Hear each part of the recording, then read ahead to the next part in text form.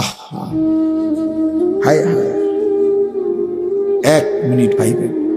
কোনো এক বেনামাজি কেউ যদি এখানে থাকো ভাই, 1 মিনিট ভাইবে, আজকেই ভাইবে, ঘুমাইবার আগেই ভাইবে। নবীজি জিজ্ঞেস করবে, উম্মত, আমি 23 বছর উম্মত। হাসরের ময়দানে নবী বলবে, আমলনামা দেখাইয়া বলবে, প্রত্যেককে সুপারিশের জন্য নবীজির কাছে চাইতে হলে আমলনামা জমা দিতে হবে। ওমা, সুপারিশের কোনো কাগজপত্র নাই, কথা কোনা, কোনো নিয়ম কানুন নাই নাকি? হ্যাঁ, কোনো ফাইল জমা দিতে হবে না তো? তো নবীজি তো দেখবে, নবীজির সামনে তো আপনাকে বলতে হবে, ইয়া রাসূলুল্লাহ, এই যে আনিসুর রহমান আশরাফি, এইটা আমার ফাইল, আপনি দেখেন, আমার জন্য একটু সুপারিশ করেন আল্লাহর কাছে। আল্লাহর নবী দেখবে 30 বছর সুদের ব্যবসা, 60 বছর বয়স, 60 বছর পর্যন্ত বিড়ি সিগারেট খাইয়া গেছে। 30 বছর, 60 বছর বয়স, কোনদিন গালি ছাড়া কথা বলে নাই। ছেলেটা বেনামাজি, মেয়েটা বেপর্দা, স্ত্রী বেপর্দা। মৃত্যু পর্যন্ত আমার উম্মতের ঘরে প্রতিদিন রঙিন টেলিভিশনে নাচ গান নর্তকীর ছবি চলছে। তার ছেলে মেয়ে নাতি নাতনি বসে নাচ গান নাটক সিনেমা দেখে গেছে। কোনদিন গালি ছাড়া কথা বলে না। হালাল রোজগার বলতে কিছু নাই। ফজরের নামাজ 1000 পৃষ্ঠা উল্টাইও, ফজরের নামাজ বলতে কিছু নাই।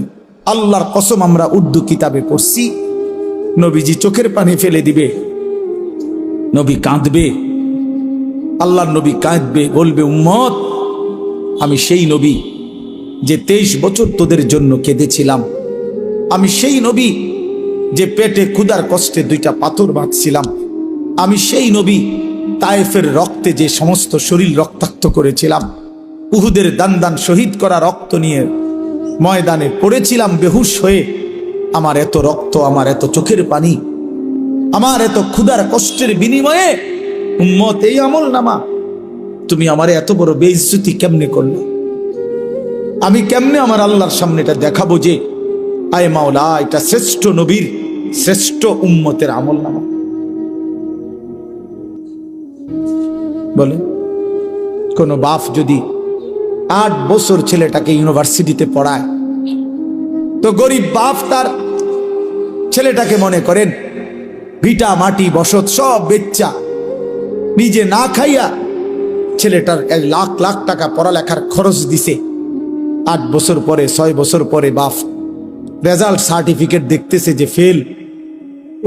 ওই বাপ কি পরিমাণ কাঁদবে? ওই বাপ কি পরিমাণ কাঁদবে? ওই বাপ বলবে না যে, বাপ, আমি তোরে মানুষ করার জন্য, তোর পড়ালেখার খরচ দেওয়ার জন্য ভিটাটা বেচা ফেলছি, মাটিটা বিক্রি করে ফেলছি, আমি জীবনে কোনো সুখের নাগাল পাই নাই। এই বছরও ভাই, এই গত হজ্জেও এক জিদ্দা থাকে এক প্রবাসী ভাই। আমি তো হজ উমরার সফরে গেলে প্রবাসীদের রুমে রুমে যাই। আমি আজ 32 বছর সৌদি আরব জিদ্দায় পড়ে আছি। কেউ 18 বছর, কেউ 16 বছর। জীবনের এই সুখের সময়টা যারা কাটাইছে বিদেশের জমিনে, যৌবনের পুরাটা টাইম শেষ করে দিছে বাপ। বিনিময় সেই বাপ যখন দেখে তার ছেলেটা ফেল, তখন সে বলবে, বাপ, তুই আমার এটা কি দেখাইবি? তুই আমার এতগুলো টাকা, তুই আমার এত বড় বেইজ্জতি কেমনে করলি বাপ? এটা বলবে না? তো নবী সাল্লাল্লাহু আলাইহি সাল্লামও বলবে, খোদার কসম নবীজিও বলবে, আল্লাহর কসম নবীও বলবে যে, উম্মত, তুমি আমার এত বড় বেইজ্জতি কেমনে করলে? আমার এতগুলো চোখের পানির এভাবে কেমনে ফিরায় দেব? এই জন্য একজনই, আমি আবারও বলছি, আমি সংখ্যায় বিশ্বাসী না। কয়জন শুনছে? খোদার কসম, আমার এটা কোনো ফিকির না। আমি এক ফিকিরের বিশ্বাসী, যে একজনই বুঝেন, একজন প্রিয় নবী সাল্লাল্লাহু আলাইহি সাল্লাম এবং সাহাবায়ে কেরামের কলিজার মধ্যে এই ফিকির ছিল মৃত্যু পর্যন্ত, যে আল্লাহ পাকের এক এক বান্দা কিভাবে জাহান্নাম থেকে বাঁচবে, এটাই ফিকির। এটাই আমাদের জিন্দেগি।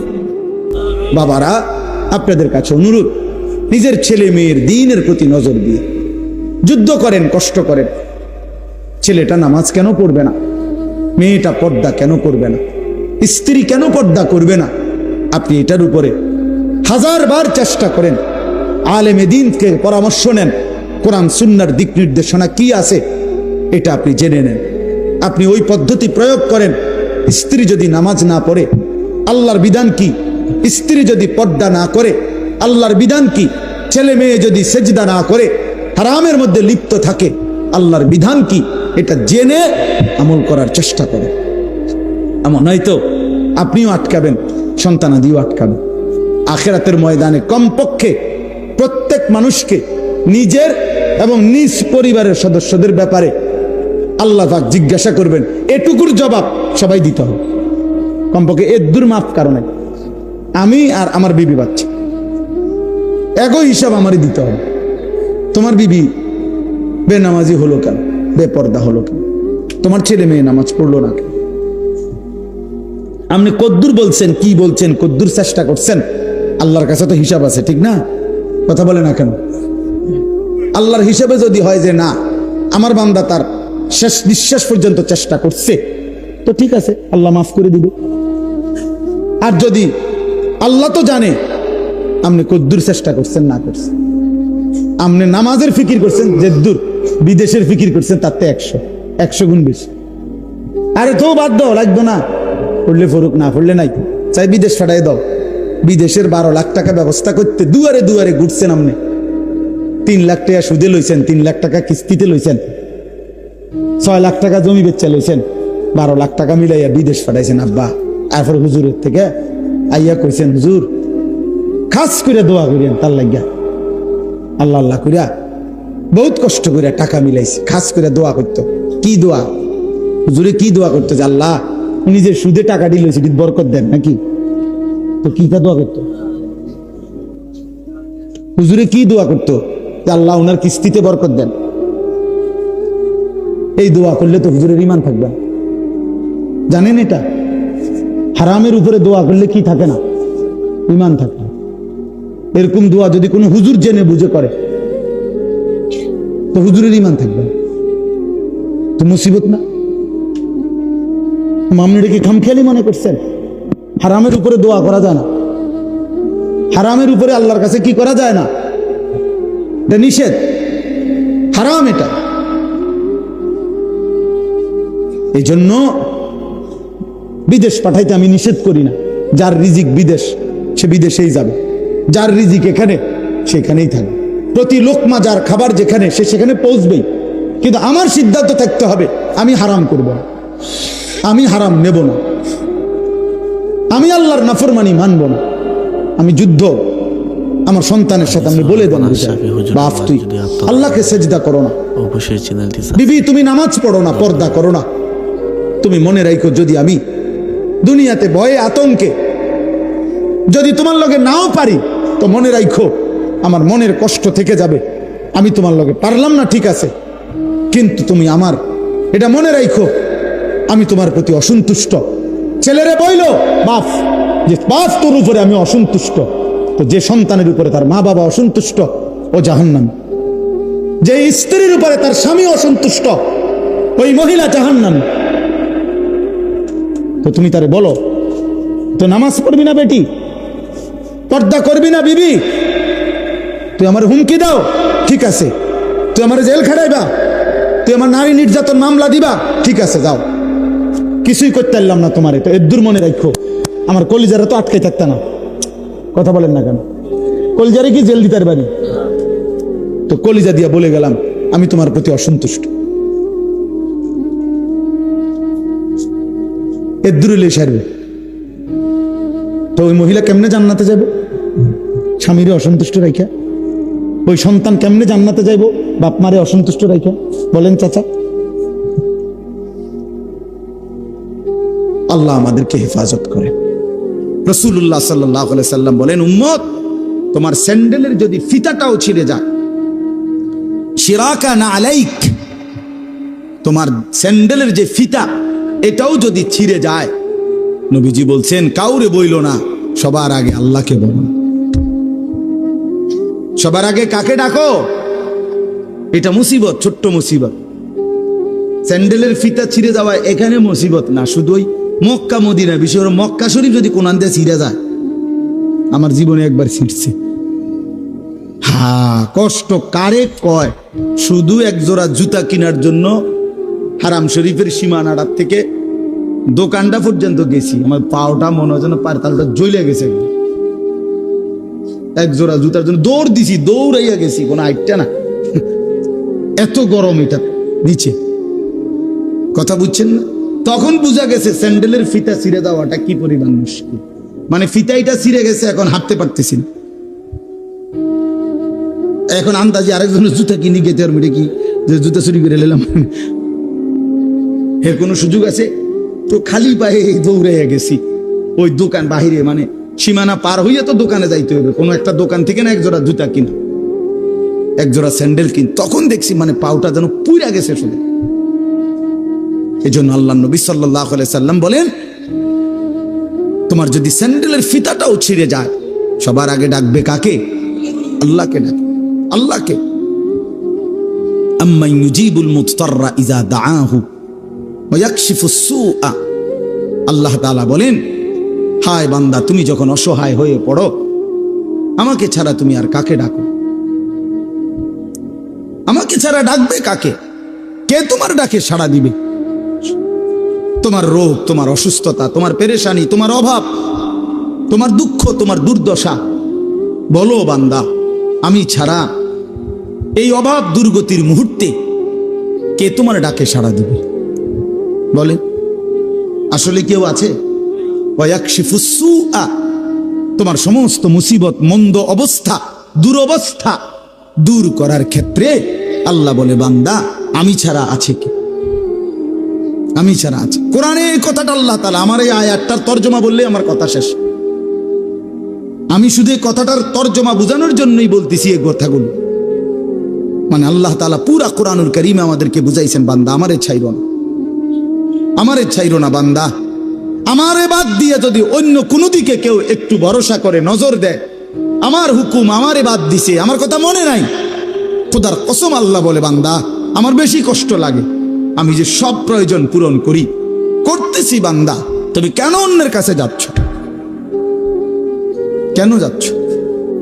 কালকে জুমার নামাজের পরে, ভাই নজরুল শুনো, কালকে জুমার নামাজের পরে আমার ঢাকার মসজিদে দুই ছেলে আসছে, ওরা লেপ তোষক বেচে, বুঝছো নি, লেপ তোষকের দোকানদার। এ আমার বয়ান শুনছে, ফজরের নামাজের ব্যাপারে আমার একটা বয়ান আছে, সন্দ্বীপের একটা ঘটনা, যে সন্দ্বীপ চট্টগ্রাম, ওখানে 4টা ছেলে কলেজের, ওরা একবার সিদ্ধান্ত নিছিল 2023 সালে যে তারা তাদের বন্ধুদেরকে ফজরের নামাজের জন্য উঠাবে, ফজর ক্যাম্পেইন। পরে 1 বছর মেহনত করে তারা প্রায় 4000-এর মতো পুরা উপজেলার এই কিশোর যুবক, যারা তখন নিয়মিত ফজরের নামাজ পড়ে, ফজর ক্যাম্পেইন করে তারা। তো এই ছেলে বলতেছে, হুজুর আমি আপনার এই ওয়াজটা শুই না, আমার এলাকায় আমি উদ্যোগ নিছি, আজকে মাসখানিক এ লেফ তুসুক বেশি না ফোলা, আমি উদ্যোগ নিয়ে আমরা 2 বন্ধু 2-3 জনে মিলে এখন আলহামদুলিল্লাহ এই 1-1.5 মাসের ভিতরে 160 জন লিস্টি করা দেখাইছে, লিস্টি আমরা প্রত্যেক দিনে 160 জন ফজরের নামাজ জামাতে পড়ো, আমরা চেষ্টা করতেছি প্রতিদিন। তো তারা, আমার গাড়ি তো আছে কাগজটা, তারা এমন সুন্দর করে বিভিন্ন বাণী লিখে লিখে ছেলেদের কাছে দাওয়াত দেয়। তো দিয়া নিচে লেখছে তাগো একটা, এই কাফেলাটার নাম কি? কাফেলার নাম হইল বেনামাজিকে খুঁজে বেড়াই, নামাজিকে বন্ধু বানাই। এরকম শুনছে জীবনে আর কথা, এমন সুন্দর কথা? এই ফুলার মাথার থেকে যে এমন সুন্দর বুদ্ধি আইবা, আপনি বুঝছেন কোনো, ভাবছেন কোনোদিন? কি সুন্দর কথা না? আমিও তো জীবনে এমন সুন্দর কথা ভাবি নাই। বেনামাজিকে বন্ধু আরে খুঁজে বেড়াই, মানে তারা তালাশ করি আর কি, যে করে করে তারা ডাকি আমরা, আর নামাজিকে বন্ধু বানাই। ফিকির ফিকির চেষ্টা করলে সম্ভব। একটু একটু কাজ যদি সবাই করে যার যার জায়গা থেকে, জায়গা পৃথিবীর, আমার কাছে কিতাব আছে, আমার গাড়িতেও আছে, পৃথিবীর 4 ভাগের 1 ভাগ হলো মুসলমান। সারা পৃথিবীর জনগোষ্ঠীর 4 ভাগের কি 1 ভাগ হলো কি মুসলমান, 1/4, 4 ভাগের 1 ভাগ। তাইলে যদি একজন মুসলমান, কথার কথা একটা হিসাব ওইখানে লিখছে আরবি কিতাব, যদি একজন মুসলমান সারা জীবনে সে যদি মাত্র 4 জন মানুষের দায়িত্ব নেয়, যে আমি 4 জন মানুষকে কালেমার দাওয়াত দেব, চেষ্টা করব তার পিছনে টার্গেট করে, তাহলে পৃথিবীর সমস্ত জনগোষ্ঠীর কাছে কালেমার দাওয়াত পৌঁছে যাবে, কালেমার দাওয়াত পৌঁছে যাবে। তাহলে তোমরা ছেলেরা বলো ভাই, মুসলমানের ঘরে জন্ম নিয়ে তোমাদের রাত্র দিন কিভাবে কাটে? বলো, একটা ছেলে বলো, এই কি জীবন? নারী, ছবি, মোবাইল আর মন মতো চলা। কে তোমার বাবা, কে তোমার মা, কে তোমার আল্লাহ, কে তোমার নবী, কে তোমার রসুল, কে তোমার কিতাব, কিচ্ছু চেনো না। মুসলমানের সন্তান 4টা সূরা শুদ্ধ পড়তে পারে না। মুসলমানের সন্তান ওযু নামাজের ফরজটুকু আদায় করতে জানে না। শুক্রবারে আসে আর কি, আমরা বুঝি না, মসজিদে ঢোকে বাইর হয়, তামসা আর কি এর নামাজ, পারলে না পড়তো নামাজ, পারলে না পড়তো। মানুষে খারাপ করবো, মন্দ সন্দ বলবে যে তে এমন অজাত, ওদের শুক্রবারও আইয়ে না মসজিদ, এই শর্মে আসে যায় আর দেখছে তো মানুষ দেখছে। ধন্যবাদ। নাই তো ইমাম সাহেব সালামটা ফিরাইয়া সারে না 2 রাকাত ফরজের জুমার দিন, ওমা তারে এমন শয়তানে কামড়া, একটা কামড়ের লগে হেতে বাইরে যায়, একটা কামড়, মানে তার গুড়া কিরমি তার ফেডে এভাবে কামড় দিছে, সাথে সাথে দৌড় দিয়ে বাইরে গেছে, গুড়া কিরমি কামড়ায়।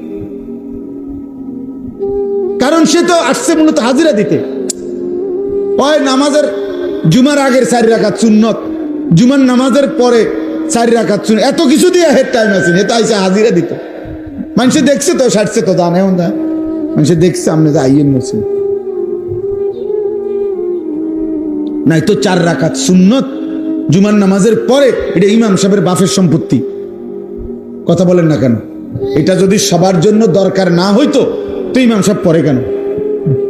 সামনের কাতারের মুসল্লিগুলো পড়ে কেন? বয়স্ক চাচারা পড়ে কেন? ওনারা বেকুব এই কারণে, ওনারা বোকা এই কারণে। তাহলে এই হাজিরা মার্কা নামাজ আখেরাতে কি মিলবে? আমার শায়েখ আল্লামা মুফতি মুশতাকুন নবী সাহেব বলে যে, হে মুসলমান, যেই নামাজ তোমার মসজিদের থেকে 100 হাত সামনে চা দোকানের আড্ডা, টেলিভিশনের আড্ডা থেকে ফিরাইতে পারলো না, সেই নামাজ তোমারে জাহান্নাম থেকে কেমনে ফিরাবে? বুঝাই তো যায় তুমি কি নামাজ পড়ছো, বুঝাই তো যায়, বুঝাই তো যায়। নামাজের মধ্যে যদি ওই যে আপনি লাল কালি দিয়ে যদি ভুল দাগ দেন, তো এরপরে আর সাদা লেখা পাইতেন না, পুরাটাই কি হয়ে যাবে? লাল হয়ে যাবে। আমার এক হুজুর বলছিল, আমি ছাত্রের খাতা কাটছি পরীক্ষার, সিদ্ধান্ত নিয়েছিলাম যে লাল কালি দিয়ে দিয়ে ভুল দাগ দিছি, এক একটা ভুলে 2 নাম্বার করে কাটা। হুজুরে বলছিল আর কি, এরকম ভাবে আমি খাতা কাটছি, কয়েকটা ছেলের খাতা কাইটা শেষে লাল কালি দিয়ে দিয়ে ভুলটি তো সব দাগ দিছি, পরে যখন গুনছি এবং হিসাব হইল কি যে প্রতি ভুলে কত নাম্বার কাটা, পরে গুন্না দেখছি আমি তার থেকে আরো 24 নাম্বার পাই ছাত্রের থেকে। তার মানে 62টা ভুল, তো 50 দুগুণে 100 তো গেছেই গা, আরো 12টা ভুলের কারণে আরো 24 নাম্বার হুজুরে ফায় হেতে, এতো অন্য বিষয়ের থেকে হাওলাত নিতে হবে। মানে ভুলের পরিমাণটা বুঝাইছে আর কি, যে মূল 100 গিয়ে আরো কি 24 আরো রয়েছে ভুল, ওইটা কোথেকে দিব, তো পুঁজিই নাই আর। তা আমাদের নামাজের যদি এমন হয়, আখিরাতে কি নেকি মিলবে বলেন? কি নেকি মিলবে? কথা তো ছিল, আল্লাহ তাআলা কোরআনে বলছেন নামাজ গুনাহ থেকে ফিরায়, বলছে না? কথা বলেন না কেন? নামাজ গুনাহ থেকে ফিরায় কিনা আল্লাহ বলছে কিনা? ইন্নাস সালাতা তানহা আনিল ফাহশাই ওয়াল মুনকার। তাহলে এখন নামাজ যদি গুনাহ থেকে না ফিরায়, তাহলে বোঝা গেল আল্লাহর কথা, আল্লাহর কথা কোনটা? আপনার কথা সঠিক না আল্লাহর কথা সঠিক? তো তাইলে নিশ্চয় আমার নামাজে ত্রুটি, নিশ্চয় আমার সেজদাতে ত্রুটি। এই জন্য যারা নামাজ পড়ে না তারা তো পড়েই না, আর যারা পড়ে অথচ গুনাহ থেকে বাঁচে না, আপনি খবর নিলে যাচাই করলে দেখবেন তাদের নামাজের মধ্যে শত শত ভুল। এই কারণে ওই নামাজের ওই শক্তি আসে না যে শক্তিতে তাকে গুনাহ থেকে ফিরান। এই জন্য যারা আবার নামাজ পড়ে, আপনাদেরকে বললাম ওযু নামাজ ঠিক করেন। একজন আলেমের সাথে সম্পর্ক ছাড়া আখিরাতের জীবন সুন্দর হবে না। নিজে নিজে মাতবরি করলে হইতো না, ওলামায়ে কেরামের কাছে আসতেই হবে, আলেমে দ্বীনের কাছে আসতেই হবে, আল্লাহকে ভালোবাসতেই হবে, প্রিয় নবী সাল্লাল্লাহু আলাইহি সাল্লামকে ভালোবাসতেই হবে আখিরাত যদি চান। এই আমার শেষ কথা। আজকে জওয়ান বলেন, বুড়ো বলেন, বাচ্চা বলেন, শিশু বলেন, সবাই যেন প্রতিযোগিতা করতেছে কিভাবে নবীজির সুন্নত ত্যাগ করা যায়। মেসওয়াক 60 বছরের বুড়াও চেনে না, 6 বছরের বাচ্চাও চেনে না, কেউই বোঝে না। ঘরকে ঘর এমন না, দস্তরখান 6 বছরের বাচ্চাও চেনে না, 60 বছরের বুড়া মেয়েও চেনে না। তো কি হলো, চাচার সমান হলো না? টেলিভিশন 6 বছরের বাচ্চাও দেখে, 60 বছরের বুড়া চাচাও দেখে।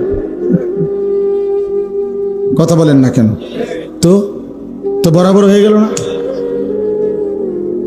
বরাবরই তো হয়ে গেল, বরাবরই তো হয়ে গেল। বাচ্চাও মিথ্যা বলে, বুড়াও মিথ্যা বলে, বয়স্ক মানুষও সুদ খাচ্ছে, বয়স্ক লোক কিস্তি নিতেছে, বয়স্ক লোক কথায় কথায় গালিগালাজ করতেছে। 30 বছর মহিলা বেপর্দা, 40 বছর মহিলা বেপর্দা, প্রতিদিন মহিলার আওয়াজ পরপুরুষ শুনে, পরপুরুষ শুনে। একবার জীবনে নবীর স্ত্রীরা 9 জনে নবীজির কাছে বলছে আমাদের খাদ্য খাবারের একটু কষ্ট হয়, আমনে যে অতিরিক্ত যুদ্ধের যে সম্পদ পান সেখান থেকে আমগো বরাদ্দ মাঝে মধ্যে গনিমতের মাল পাইলে একটু বাড়াইয়া দিলে হয় না? এই কথাটা একবার জীবনে বলছে রাসূলুল্লাহ সাল্লাল্লাহু আলাইহি ওয়াসাল্লামের স্ত্রীরা 9 জন। আল্লাহর নবী সাল্লাল্লাহু আলাইহি ওয়াসাল্লাম সেদিন এশার নামাজ পড়ে আর ঘরে যায় নাই, মনটা কষ্ট পাইছে। হায়, আমার বিবিরা দুনিয়া চাইলো, আমার ঘরে থাইকা আমার বিবি হইয়া ওরা দুনিয়া চাইলো। তো মন খারাপ করে যখন তিনি মসজিদে বসে আছেন, এশার নামাজের উপরে ঘরে যাচ্ছে না, হুজরায়, তো আল্লাহ তাআলা বলছে, বন্ধু, ইয়া আইয়ুহান নাবিয়্যু কুল লিআজওয়াজিকা ইন কুনতুন্না তুরিদনাল হায়াতাদ দুনিয়া ওয়া যিনাতাহা ফাতাআলাইনা উমাত্তিউকুন্না ওয়া উসাররিহুকুন্না সারাহান জামিলা। আপনি যান, ঘরে যান, মন খারাপ করেন না। আপনার বিবিদেরকে গিয়ে বলেন, হে বিবিরা, যদি তোমরা দুনিয়া চাও, সম্পদ চাও, তো যা লাগবে, যা কিছু ফার্নিচার, আসবাব, গহনা, কসমেটিক্স যা লাগবে বলো, আমি সব তোমাদেরকে দিয়ে দেব, এক শর্তে, শুধু আমি রাসূলের স্ত্রী, এটা ছেড়ে দিতে হবে। বুঝেন নাই? মুহাম্মাদের স্ত্রী থাকতে পারবা না, আমার থেকে তালাক নিয়ে নিতে হবে, এরপরে যা বলো সব দেব, সব দেব।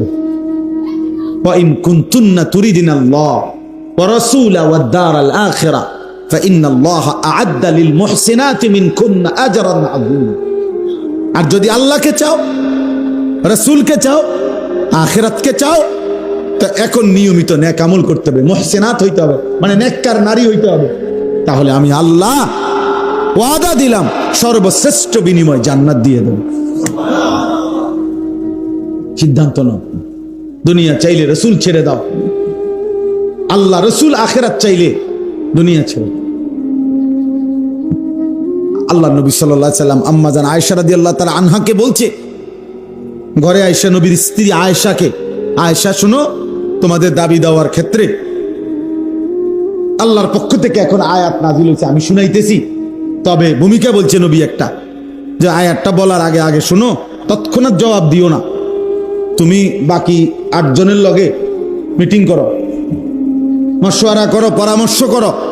প্রয়োজনে তোমরা তোমাদের বাড়িতে যাও, যাইয়া তোমাদের আব্বা মা, ওই ছেলে ওই দিক দিয়ে জায়গা আছে তো বাবা, ওই দেখো ওই দরজাটা দিয়ে ঢোকো, তুমি আও বাপ, এদের ঢুকে শোনো কতক্ষণ।